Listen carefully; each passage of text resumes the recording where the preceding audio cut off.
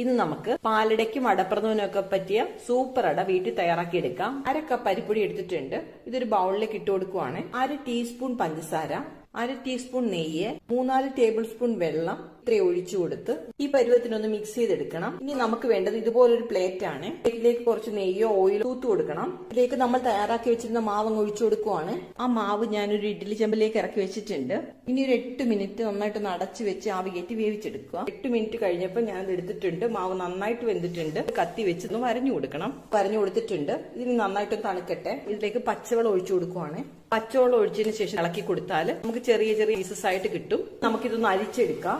1 cup വെള്ളവും കൂടി ഇതിലേക്ക് ഒഴിച്ചു കൊടുത്തു നന്നായിട്ടൊന്ന് കഴുകിയെടുക്കണം. പരസ്പരം ഒട്ടിപ്പിടിക്കാതിരിക്കാൻ വേണ്ടിയിട്ടാണ് അടയിൽ വെള്ളം ഒഴിച്ചു കൊടുക്കുന്നത്. അട റെഡി ആയിട്ടുണ്ട്. കണ്ടോ, ഏത് ഷേപ്പിലാണോ കട്ട് ചെയ്യുന്നത് ആ ഷേപ്പിൽ തന്നെ നമുക്ക് കിട്ടും. പ്രിസർവേറ്റീവ്സ് ഒന്നും ചേർക്കാത്ത നല്ല അടയാണിത്. ഇതുപോലുള്ള വീഡിയോസ് ഒക്കെ നിങ്ങൾക്ക് ഇഷ്ടമാവുകയാണെങ്കിൽ ഒന്ന് ലൈക്ക് ചെയ്ത് ഷെയർ ചെയ്ത് സബ്സ്ക്രൈബ് ചെയ്ത് കാണാം.